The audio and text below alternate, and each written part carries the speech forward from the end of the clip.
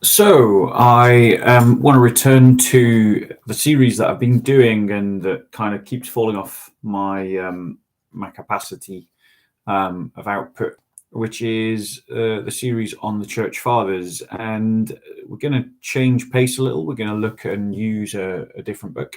And this book is Early Christian Spirituality, written or edited by Charles Cannon Geezer. I'm probably mispronouncing that name. Looks German. The sources of early Christian thought, and the series editor is William G. Rush.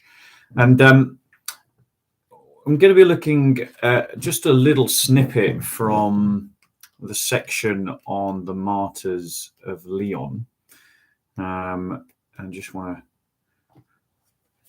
just talk about that a little bit. So the Martyrs, the letter on the Martyrs of Lyon was sent from Lyon, or at the time Lugdunum, which was known in Roman times in antiquity as the Tres Galilee, or the Three Gauls. And it was addressed to the Christian communities in the province of Asia, which is what we call modern Turkey. And that was after a local pogrom had occurred there and devastated the small Christian community there in 177 AD. We find copies of the letter in the Ecclesiastical History, which was the book written by Eusebius of Caesarea, and it's in book 5. And obviously, those of you that know, Eusebius was the first one to record about the first major historian after Luke of church history. Now, at this time, there were two emperors ruling the Roman Empire, Marcus Aurelius and Commodus, who were holding the office. And the Senate of Rome had allowed the Three Gauls the opportunity to replace gladiators in the circus games with convicts that had been sentenced to death. Now, Christians had refused to share in the religious festivals with the populace in honor of Marcus Aurelius, who had just been victorious in campaign along the Danube and the Orient. And so Christians had won themselves no friends at this point. And for that, they were to be persecuted. Now, what's really interesting is when we look at what the party of persecutors is that are mentioned in the Book of Lyon, we see the Christian community had penetrated all levels of Roman society by the 2nd century, because a number of the holy martyrs are actually mentioned in the letter of the Martyrs of Lyon, and we've got a bit of a synopsis here. So Alexander is one of them. He came from Phrygia in Asia Minor, and several years had lived in Lyon for several years before the persecution. He was a Greek, and he was also a physician, and that was quite a common practice to practice medicine in the West at that time, if you were Greek. There was also Attalus, who was a Roman citizen whose home was in Pergamum in modern Turkey. He was a rich and wealthy individual who had patronized the Christian community in Lyon. But what's most interesting is that this band of martyrs was led by Blandina, a slave who had belonged to the indigenous population, a woman who had no specific function in the community, but who was someone who in the letter emerges as the Holy Martyrs band of martyrs, really. And what I want to read to you is just a small section from the letter. And I do encourage you to get this book, Early Christian Spirituality. I do encourage you to get it if you're interested in learning about the Church Fathers. And I just want to read to you a small snippet before commentating on it. We read, "As for Sanctus, he too endured with extraordinary, indeed with superhuman courage, all that inhumanity could devise. These evil men were hoping that through the persistence and severity of the application of their tortures, he would be forced into some admission.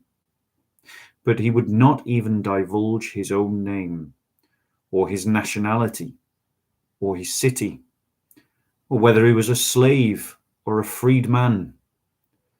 To all their questions he replied in Latin, 'I am a Christian.' This he confessed over and over, in place of his name, city, or nationality, or any other thing. The crowd heard not another sound from his lips." Now, one of the obvious things that we can draw from that is that public torture was something that was common in the Roman world, something that we would find shocking today, and absolutely atrocious behavior of the worst kind. But as crucifixion itself demonstrates, public torture and public execution were quite commonplace in the Roman period. And the only reason why we find those ideas offensive today is precisely because of the triumph of the Christian faith. And what I wanted to draw out from this is that the holy martyr Sanctus,